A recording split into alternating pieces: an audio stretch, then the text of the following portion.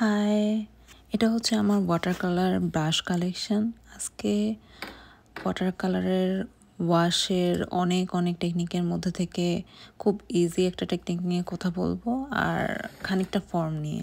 তো প্রথমেই ফর্ম নিয়ে একটু কথা বলবো। ফর্মের ক্ষেত্রে আমার কাছে যেটা মনে হয়, যখন প্রথম সোলো এক্সিবিশন করি তো তখন হচ্ছে আমাদের আশপাশে যে জিনিসপাতিগুলো আমরা নর্মালি দেখতে পাই, যেমন পাতা, ফুল, তারপর আমাদের টেবিলের উপরে স্টেপলার, কাচের বোতল, অনেক কিছু। তো এইগুলো থেকেই, আশপাশের জিনিসগুলো থেকেই যদি হচ্ছে কোনো একটা ইন্সপিরেশন নিয়ে যেটা আঁকতে চাচ্ছি ওই ইলাস্ট্রেশনটা করা যায়, তাহলে খুব ইজিলি অনেক ফর্ম ক্রিয়েট করা যায়, ফর্ম নিয়ে অনেক এক্সপেরিমেন্ট করা যায়। তো আমি যখন প্রথম সোলো এক্সিবিশন করি এভাবেই বেসিক্যালি আশপাশ থেকে ইন্সপিরেশন নিয়ে অনেক কিছু ফর্ম দিতে অনেক হেল্প করছিল।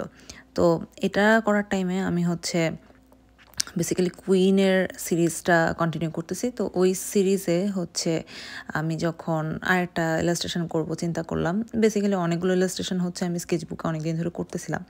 তো এটা করার টাইমে চিন্তা করলাম যে দাবার গুটির উপরে যেই রানী থাকে, কেননা ওইটার ফর্মে করি, তো ওটার ফর্মেই হচ্ছে টেপা পুতুলের মোটিভ দিয়ে পুরোটা করা। আর ওয়াটার কালার ওয়াশের ক্ষেত্রে ওয়াটার কালার ওয়াশের হাজার কঠিন টেকনিক আছে।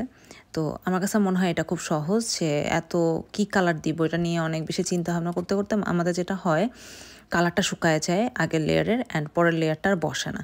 তো এত বেশি চিন্তা না করে যেই বিভিন্ন কালার মিক্স করতে যে কালারটা হয়, এখানে যেমন আমি হচ্ছে বেগুনি হলো না, আমি জাস্ট লালটাই দিলাম, ওটা নীলের সাথে মিশে বেগুনি হয়ে গেল। তো তখন হচ্ছে ওয়াটার কালারের স্প্রেডটা অনেক সুন্দরভাবে হচ্ছে পেপারের উপরে ফুটে ওঠে। তো আমার কাছে মনে হয় এটা ওয়াটার কালার অনেক ইজি একটা টেকনিক। আপনারাও যারা ওয়াটার কালার করতে পছন্দ করেন এভাবে করতে পারেন। তো এই তো আমার ইলাস্ট্রেশন ফুরলো, নোটে গাছটা মুড়লো। বাই।